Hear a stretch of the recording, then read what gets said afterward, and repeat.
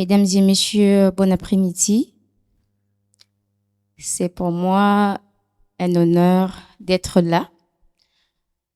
Alors, mon intervention sera axée sur deux questions principales.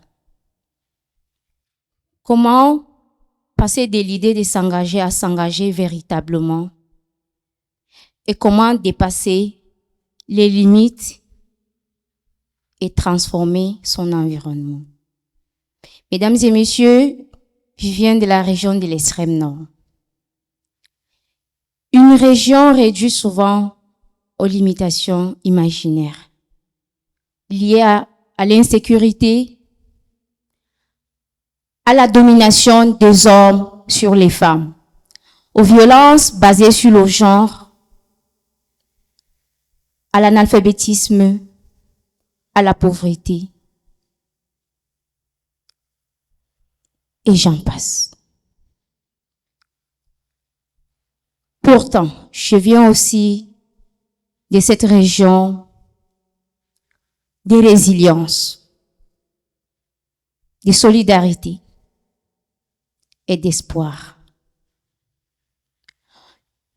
Je viens d'une région où les femmes et les hommes s'élèvent chaque jour malgré les difficultés pour pouvoir se battre afin de construire une vie, un avenir meilleur.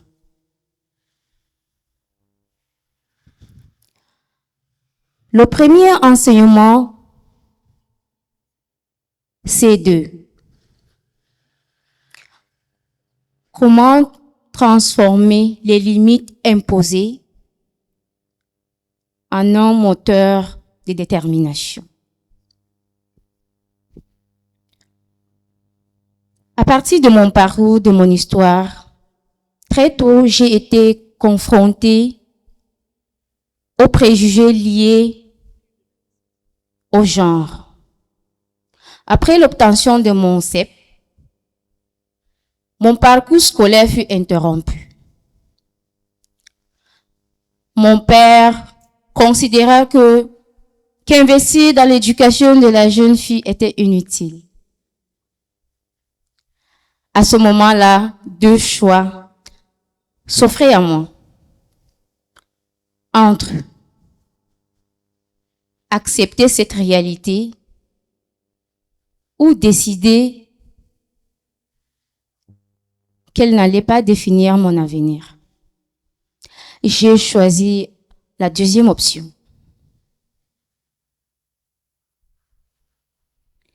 Et cette expérience m'a fait comprendre que les problèmes de la vie, les obstacles sociaux deviennent réels si nous les accordons de l'importance, si nous les acceptons tels quels. Moi, je n'ai pas accepté. Je me suis battue. Ce qui m'amène au deuxième enseignement. D'avoir le courage de continuer malgré les difficultés. Face abandonnée à moi-même par mes parents, j'ai dû choisir de travailler très dur. J'ai travaillé dans les champs, j'ai travaillé dans les restaurants, j'ai vendu de la nourriture au marché doyen de Douala. J'ai multiplié des activités génératrices de revenus pendant les vacances pour pouvoir financer mes études. Ce n'était pas facile. Je n'étais qu'une fille. J'étais adolescente, j'étais très jeune. Mais j'étais animée par un courage incroyable. Si on me posait cette question aujourd'hui, d'où est-ce que j'ai puisé mon courage et ma force de faire face à mes parents, je ne saurais donner une réponse. Mais j'étais déterminée et je savais que je devrais devenir quelqu'un dans la vie et il fallait que je fasse l'école.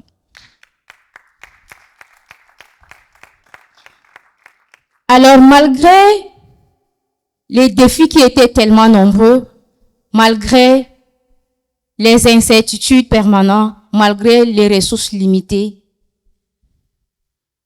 je me suis battue. Je me suis battue jusqu'à l'université. Aujourd'hui, j'ai un master en droit international et action humanitaire. Et je suis devant vous. Et j'ai aussi compris que le courage n'est pas l'absence des obstacles. Le courage, c'est d'avancer malgré les difficultés. Le courage, c'est de persévérer, c'est de ne pas abandonner. Parce que quel qu'en soit ce qu'on veut faire dans la vie, même les plus riches rencontrent des difficultés. Ce n'est pas facile.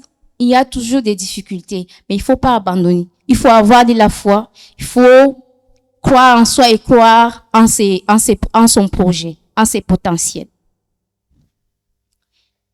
Le troisième enseignement, c'est d'oser aller au-delà de sa propre réussite. Qu'est-ce que ça veut dire? Ça veut dire tout simplement que, c'est vrai, j'ai été inspirée dès jeune âge par les mots de Martin Luther King Jr. I have a dream. Moi aussi, j'avais un rêve. Moi aussi, j'ai un rêve. Ce rêve qui devient chaque jour de plus en plus grand. C'est quoi ce rêve? Ce rêve, c'était de renforcer le renforcement des pouvoirs politiques, de pouvoir économique, de pouvoir social pour toutes les femmes, mais particulièrement celles de la région de l'extrême nord du Cameroun. Alors, dites-vous que quand vous vous engagez pour réussir, moi j'ai compris, je sais pas pour vous, mais moi j'ai compris que la réussite, c'est en fait, la réussite personnelle, je veux dire, c'est juste une étape en fait. Mais la véritable ambition, c'est quand on décide en fait, cela consiste tout simplement à investir, à consacrer cette réussite à une cause beaucoup plus grande, ma communauté, les femmes de ma région, les femmes du Cameroun. Parce que au-delà du Cameroun, nous avons les mêmes problèmes, nous avons les mêmes défis. Alors, je me bats pour les femmes, je me bats pour les filles, je me bats pour les communautés vulnérables. Le dernier enseignement est celui sans doute le plus important. C'est que, oui, j'ai bravé des difficultés. Oui, je suis aujourd'hui devant vous en train de parler, de partager mon vécu à travers des leçons. Mais je suis partie. Mais il fallait que je revienne pour transformer ma communauté. Parce que oui, je suis partie, je me suis cherchée, j'ai fréquenté, j'ai rencontré des personnes à travers le Cameroun et l'Afrique. J'avais la possibilité d'aller me reconstruire ailleurs, avoir une meilleure vie comme les autres partent au Canada et tout. Mais si tout le monde part, qui va construire ce pays? Le Cameroun a besoin de nous. Le Cameroun a besoin de sa jeunesse dynamique, intelligente, pleine de potentialités. Alors, vous conviendrez avec moi que c'est la raison pour laquelle je suis restée. Aujourd'hui,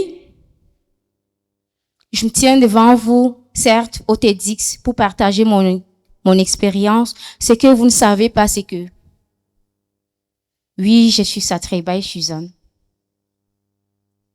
On m'appelle aussi Suzanne Satribaï. Je fais partie des premiers conseillers régionaux du Cameroun. La toute première de l'histoire du Cameroun. Je fais partie. J'ai été élue à 25 ans. J'ai été élue à 25 ans et j'étais la plus jeune du Cameroun. La plus jeune de ma région, l'extrême nord, j'étais la plus jeune du Cameroun. Et je suis à mon deuxième mandat. Je fais toujours partie des plus jeunes.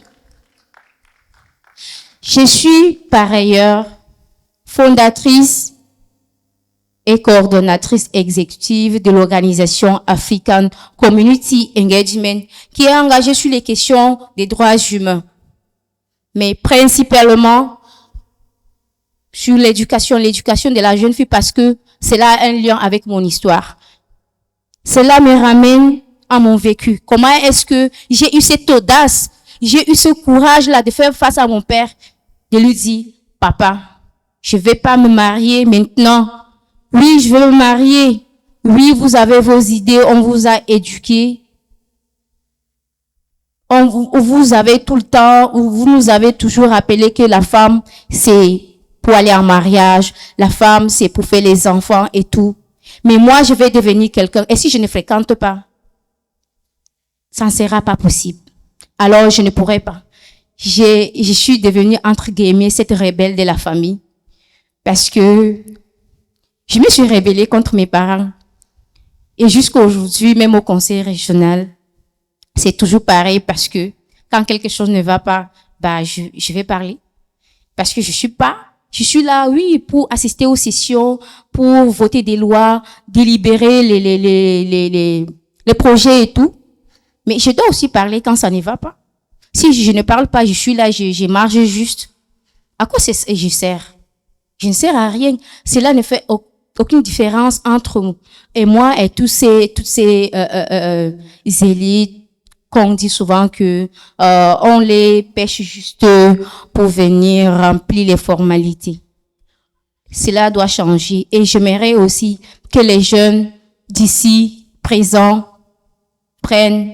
Je ne connais pas vos aspirations, mais j'espère qu'il y en a quelque part qui veulent se lancer dans la politique. N'ayez pas peur. Oui, il y a tellement de préjugés. Alors, je suis aussi ambassadrice Youth Connect régionale. Et chaque jour, je mets mon énergie au service des jeunes filles, au service des femmes et des communautés marginalisées. Parce que j'ai compris que tout est lié, en fait, à mon histoire. C'est la raison d'être de l'organisation dont je suis fondatrice.